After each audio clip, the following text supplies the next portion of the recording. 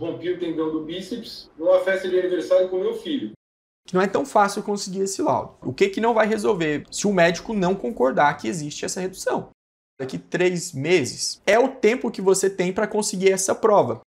Esse caso que vocês vão ver agora é um caso de auxílio-acidente de uma pessoa que trabalha em uma fábrica e teve o rompimento de tendão. O que vocês vão acompanhar agora são trechos de um atendimento que eu fiz para entender o problema e definir as estratégias.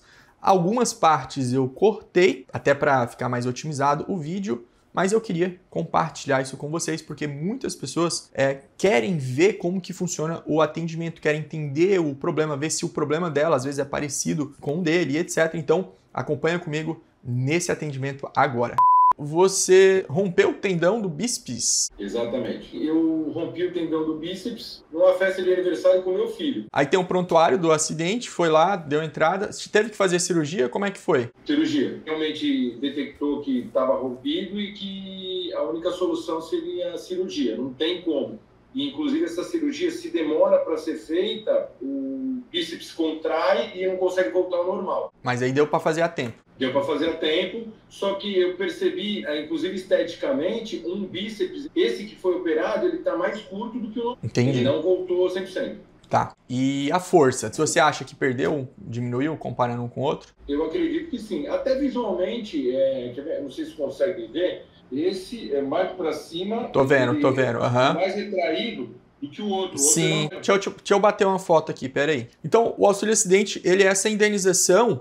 Não é aposentadoria, é uma indenização e ela é para pessoas que sofreram um acidente, e aí esse rompimento do tendão, quando você vai levantar seu filho, é um acidente, é fora do trabalho, mas é acidente. Então, ok. Ele, depois de você ficar afastado, você volta para o trabalho, porém volta com uma diminuição da capacidade do trabalho. Essa diminuição, ela pode se caracterizar de várias formas e vai depender, claro, do tipo de trabalho que a pessoa faz. Um tipo clássico de redução da capacidade de trabalho é a produtividade. Então você já não entrega a produtividade como antes. Então antes você manipulava 10 coisas lá, fazia 10 tarefas, agora você faz 9. Antes você fazia de um jeito, agora você tem que fazer de outro jeito, uma adaptação para poder fazer a mesma coisa. Enfim, existem diversas maneiras que isso pode acontecer. Então, normalmente, você vai conseguir, com facilidade, provar o acidente, prontuário, certo? Até a natureza da lesão, né? Aí você já provou, aí tu tem que provar a sequela, aí tu também já tem, de certa forma, alguma coisa provada dessa sequela, só que aí você tem que provar o terceiro item, que é a redução da capacidade do trabalho. Essa é um pouco mais complexa, mas eu vou te mostrar aqui qual é o caminho para construir essa prova para o seu caso, ok? E normalmente para todos os outros casos. Primeira coisa, ir ao médico com um laudo questionando, pedindo essa avaliação de redução da capacidade de trabalho. Nós esperamos que o médico vá avaliar a sequela, ele vai entender, o médico entende do corpo humano, então ele vai entender o que não está do jeito certo no seu corpo. Ok, ele vai ter essa percepção, tu vai contar para ele, ele vai olhar exames e ele vai analisar. Ok, espera que esse médico vá perguntar, o que você faz no seu trabalho? Aí você vai falar, faça assim, sabe?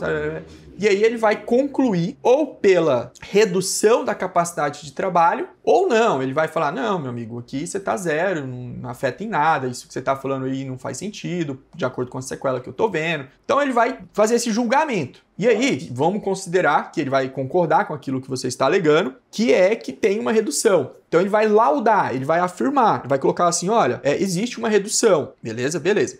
Até aqui nós temos uma prova ok. Agora, se você quiser uma prova top, uma prova muito boa, ele vai falar assim, é por conta do movimento X que é exigido, aí o médico vai ter as palavras dele, né? Supinação, abdução e pererê, nunca volta a força, aí eu fiz o exame de força, teve diminuição de força, isso vai gerar um cansaço. Aí seria o laudo muito top, porque aí você vai ter um médico destrinchando. Completo, né? Exatamente. Que não é tão fácil conseguir esse laudo, tá? Mas se você pelo menos conseguir um laudo ok, dá pra gente entrar e trabalhar aí dentro do processo com outras estratégias e etc, etc. Então, beleza, você tem um caso de auxílio-acidente nas mãos. Ok. Próximo passo, escolher o advogado, espero que seja a gente, construir a prova e dar a entrada. O que eu tenho feito para otimizar o tempo? Eu fecho o contrato, claro, né?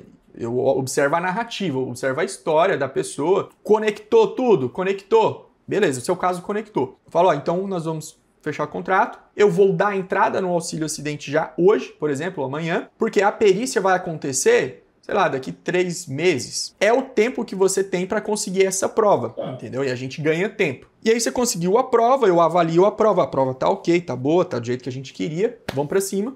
E aí vai perícia no INSS, depois perícia judicial, e aí vai desenrolar de acordo com o que vai acontecendo. É possível eu entrar direto na justiça porque você já recebeu auxílio-doença.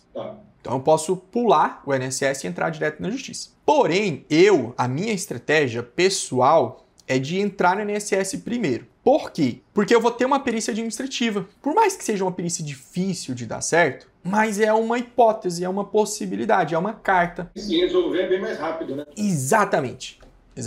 Então eu faço uma petição e com essa orientação da prova aumenta as chances. Enfim, eu passo por essa parte. Negou. Poxa, negou. O INSS negou. Beleza. Ele vai negar, mas pode ser que ele reconheça alguma coisa. Tem casos que o INSS nega, mas ele fala assim, tem uma redução leve da capacidade de trabalho. Ah, se eu conseguir isso aí, meu irmão, aí eu chego na justiça com os 2 pés na porta. Por quê? Porque já está atestado que tem a redução. Exatamente. E lá na justiça eu tenho um entendimento, assim, um entendimento bem firme mesmo, de que redução leve garante acesso ao auxílio-acidente. Aí você tem que ir num médico que assim, ele tem esse feeling de fazer laudo, tem isso conta também. Sempre tem um médico ali mais que é habituado, às vezes já fez alguma perícia, tem uma noção. Enfim, fazer essa pesquisa, aí você faz com a secretária.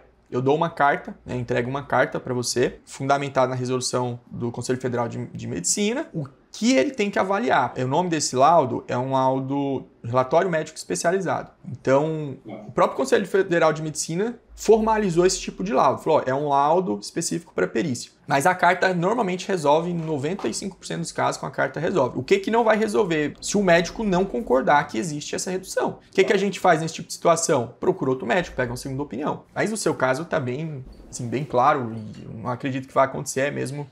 Tem médico que não gosta de dar laudo. Sim. Coisa pessoal mesmo. Então, beleza, meu amigo. Vou aguardar o teu retorno. Espero que você consiga a documentação, que dê tudo certo para inicializar esse caso de auxílio-acidente. Beleza? Ok, tá feito. Então, só ficar pendente. Eu vou conversar com o médico, pegar o laudo dele, e aí eu volto a conversar com a Lara mesmo pelo WhatsApp e vou resolver. Fechado, então. Um abraço, meu amigo. Obrigado pela confiança. Bom trabalho, obrigado pelos esclarecimentos. Até mais. Até mais. Tchau, tchau.